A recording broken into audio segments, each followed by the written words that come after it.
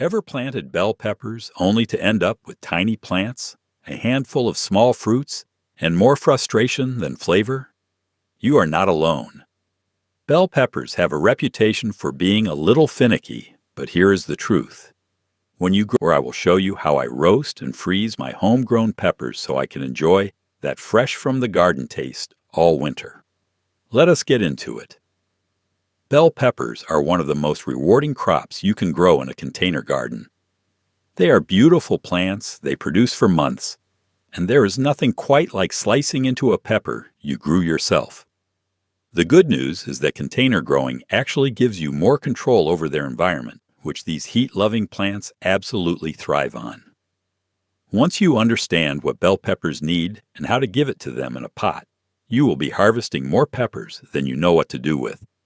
So let us start by understanding why containers work so well for this crop. When you grow bell peppers in containers, you are essentially creating a custom environment for a plant that can be a little picky about its conditions. Bell peppers originated in Central and South America, warm, consistent climates with rich soil and good drainage. They do not like cold feet, they do not like soggy roots, and they really do not like temperature swings. In the ground, you are at the mercy of whatever soil and conditions you have. But in a container, you control the drainage, you control the soil quality, and here is the big one. You can move the pot. That means if a late cold snap rolls through in spring or an early frost threatens in fall, you just roll that container into the garage or onto a covered porch. That flexibility alone can add weeks to your growing season on both ends. Now let us talk about choosing the right container and soil, because this is where a lot of people go wrong.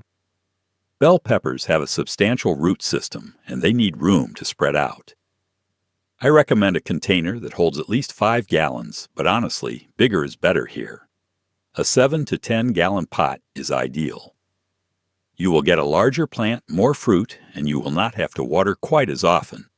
Make sure whatever container you choose has drainage holes in the bottom.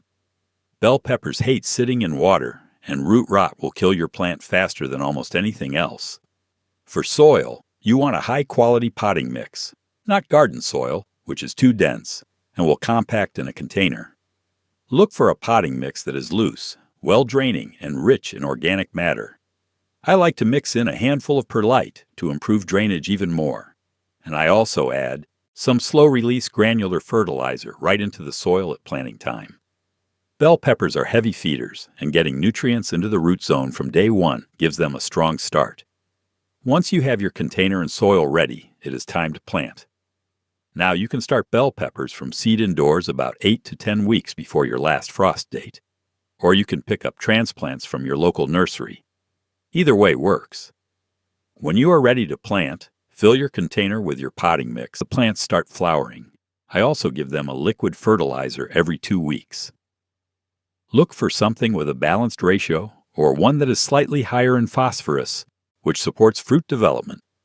Just be careful not to go overboard with nitrogen, or you will end up with a beautiful bushy plant and very few peppers.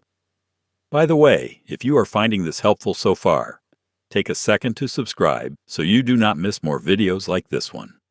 All right, let us keep going. Now here is a step that a lot of gardeners skip, but it can seriously increase your harvest, supporting and pruning your pepper plants. Bell pepper branches get as young, about 8 to 12 inches tall. I pinch off the first few flower buds that appear. I know it feels wrong to remove flowers, but trust me on this. Those early flowers take energy away from root and foliage development. By removing them, you are telling the plant to focus on getting bigger and stronger first, which means more flowers and more fruit later in the season. Once the plant is established and bushy, I also remove any suckers or small branches growing below the first main fork. This improves airflow and directs the plant's energy into the fruit-producing branches up top. Let us talk about some common problems you might run into and exactly how to handle them. First, blossom drop, where your plant flowers beautifully, but the flowers fall off without setting fruit.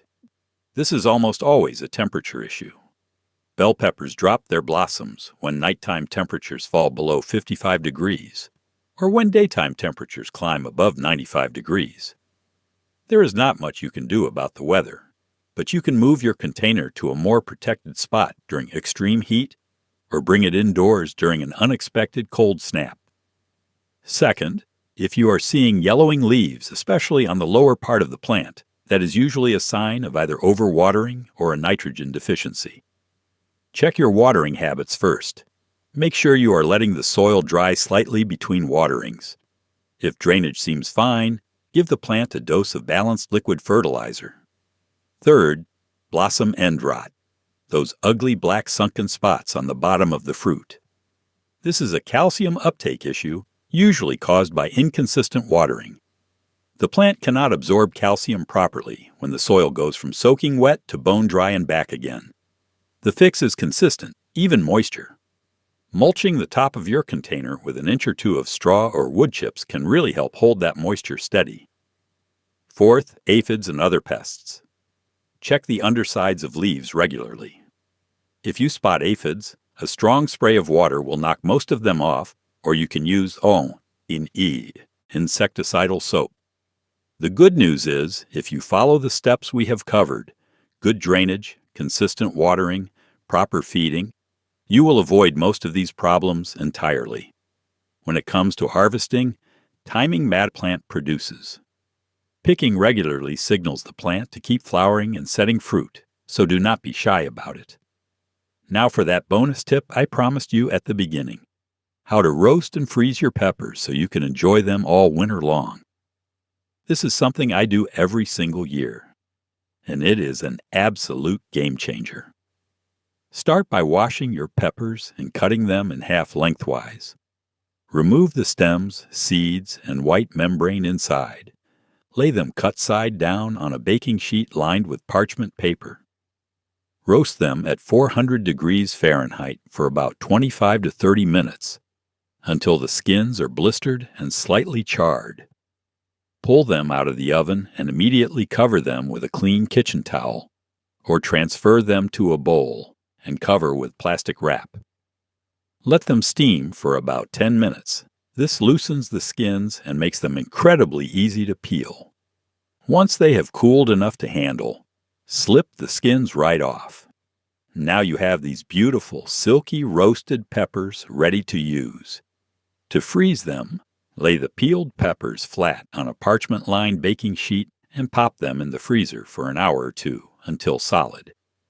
Then transfer them to a freezer bag, squeeze out as much air as you can, and store them for up to a year.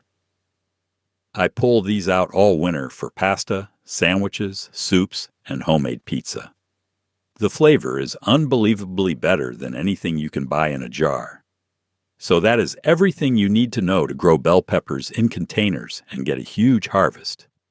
If you found this helpful, make sure to subscribe and hit the bell icon so you never miss a new video. And if you have any questions or your own tips for growing peppers, I would love to hear them. Drop a comment down below. Thanks for watching and good luck in the garden.